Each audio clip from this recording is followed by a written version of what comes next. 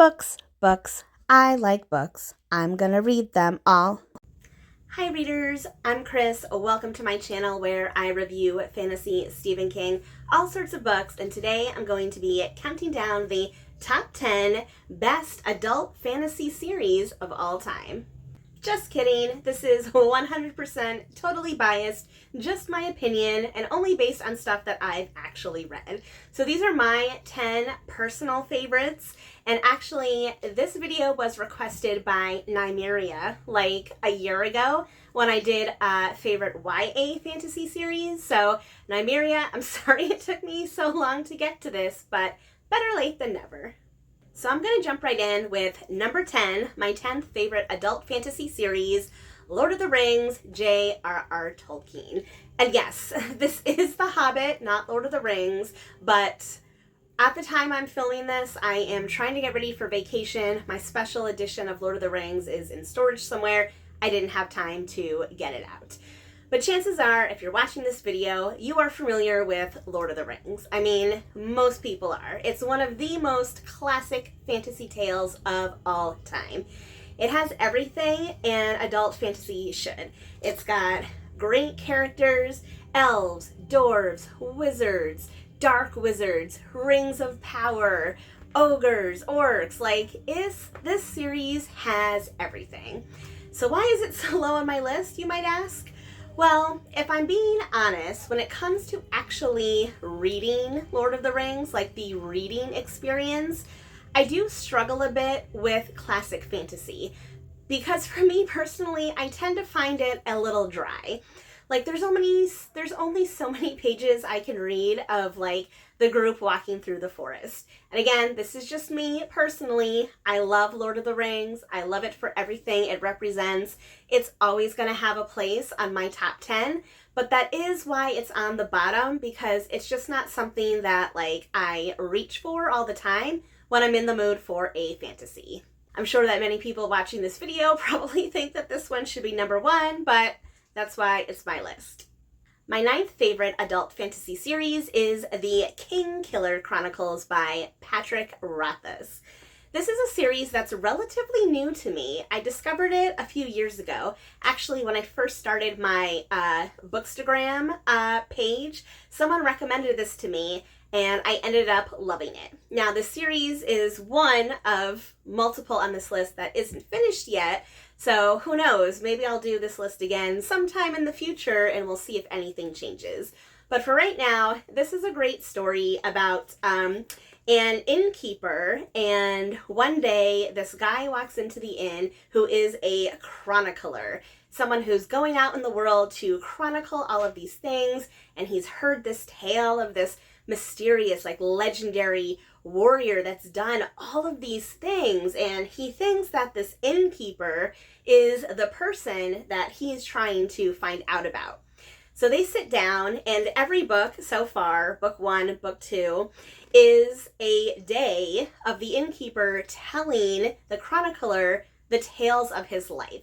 And the tales of his life are that basically as a young boy, his parents were murdered, and he spends his whole life trying to find out what happened because he believes that his parents were killed by these very mysterious and evil creatures. And at the point that this story is at, with no more books yet, like there hasn't been a showdown. They haven't really resolved this thread. I'm assuming it'll be resolved in the 3rd book, whenever there is one.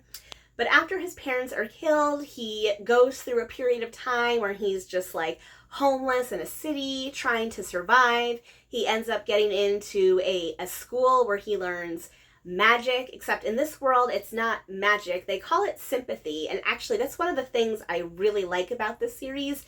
The magic system is very unique.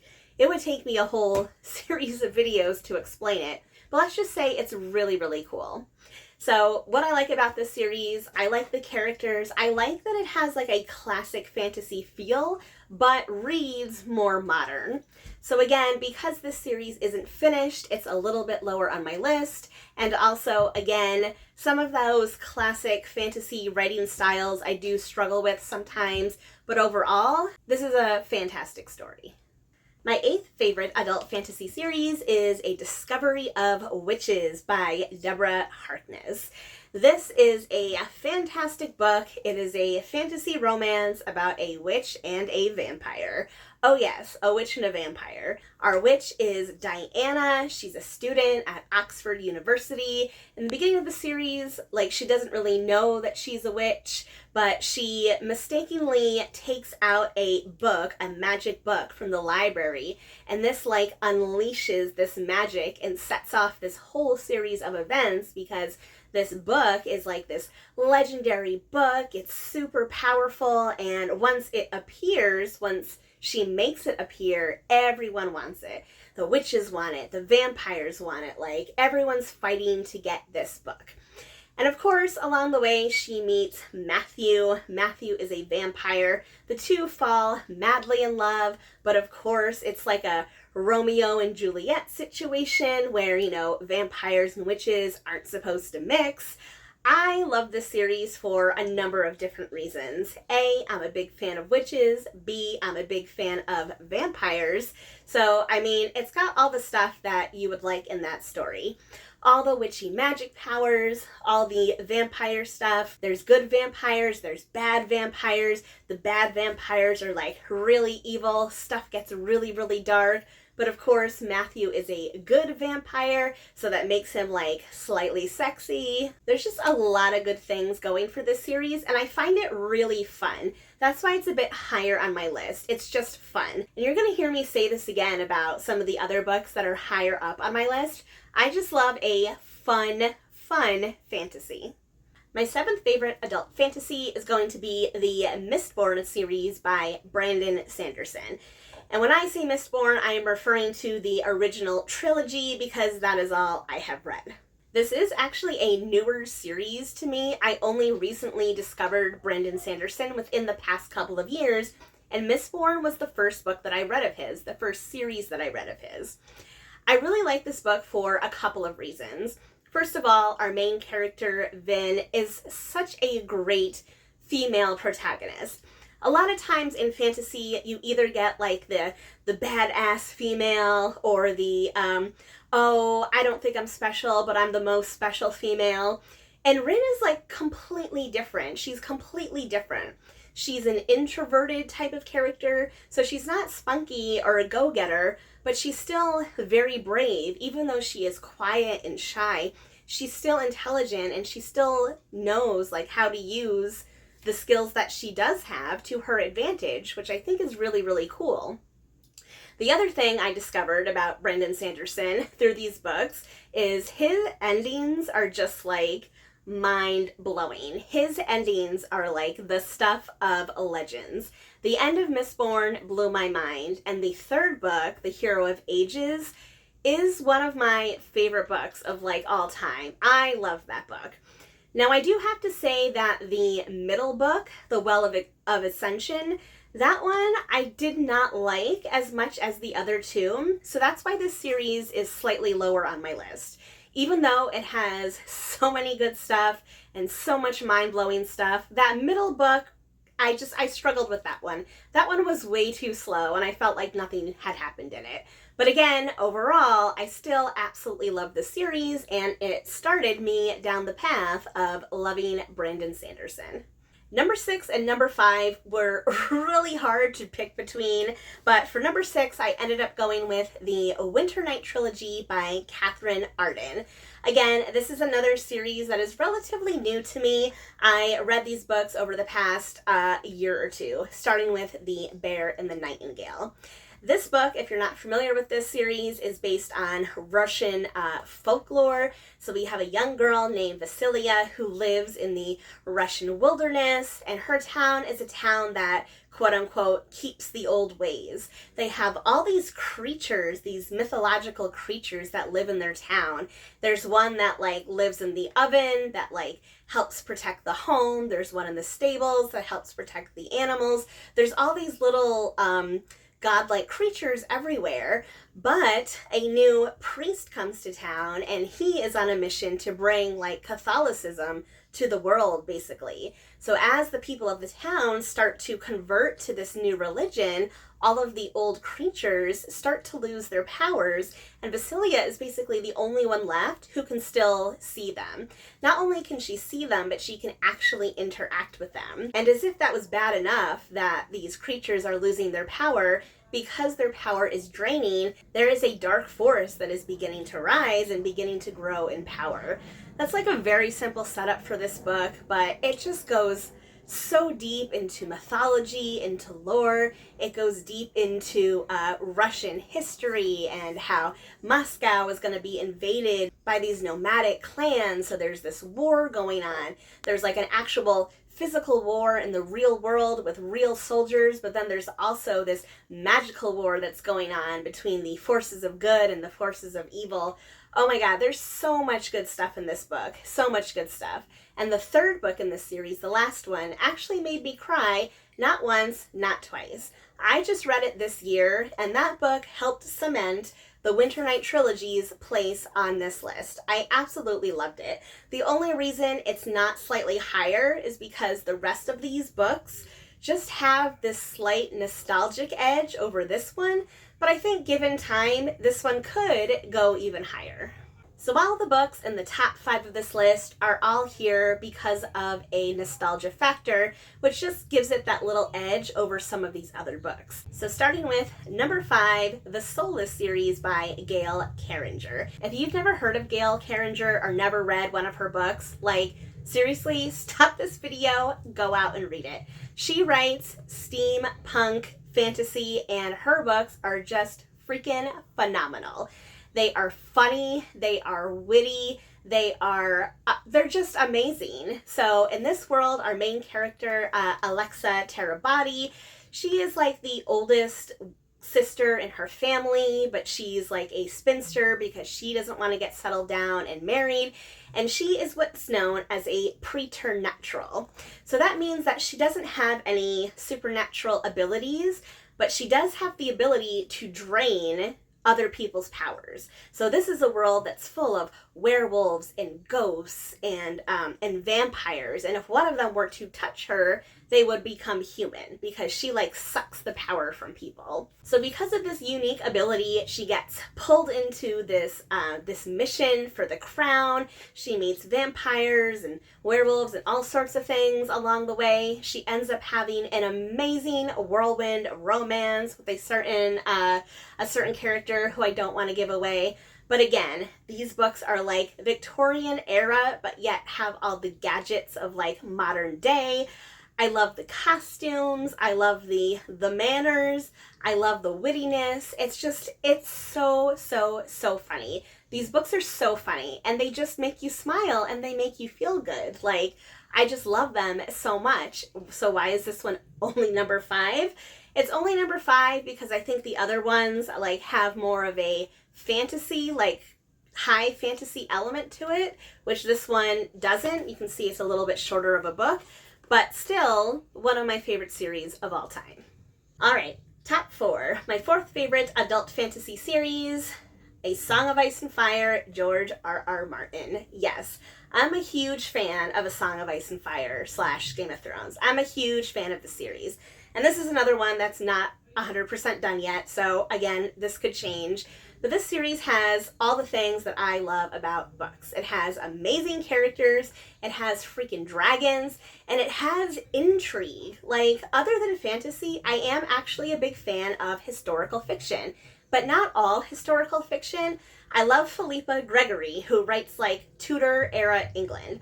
If you're familiar with like that time in the British monarchy, like, it is just full of like courtly intrigue and backstabbing and betrayal and scandal and all that stuff. And I love how all of that is in this fantasy. That is why this one is so high. Because to me, it's not just fantasy. It's fantasy, but it's also historical fiction. And I love how all of that comes together to make this epic freaking story. I mean, this story is epic on another level. Again, the only reason it's not higher is because A, it's not finished, and B, I do think that in some of the later books, specifically A Dance with Dragons, I do feel like it's kind of crossed the threshold of too many characters, but man, I still love this story overall, and I am a huge fan. My third favorite adult fantasy series is going to be Wheel of Time by Robert Jordan. I have read the series multiple times. It was one of the first adult epic fantasy series that I ever read in my younger years. Hint, hint, the other one is going to be number 2. But this one, I fell in love with this book as soon as I started reading it. I fell in love with it. I fell in love with this world. I fell in love with all the characters. And again, it just has this epic story, this epic chosen one story. If you were into the chosen one trope, there is no series that does it better than The Wheel of Time. And it's really the characters that make this one special to me.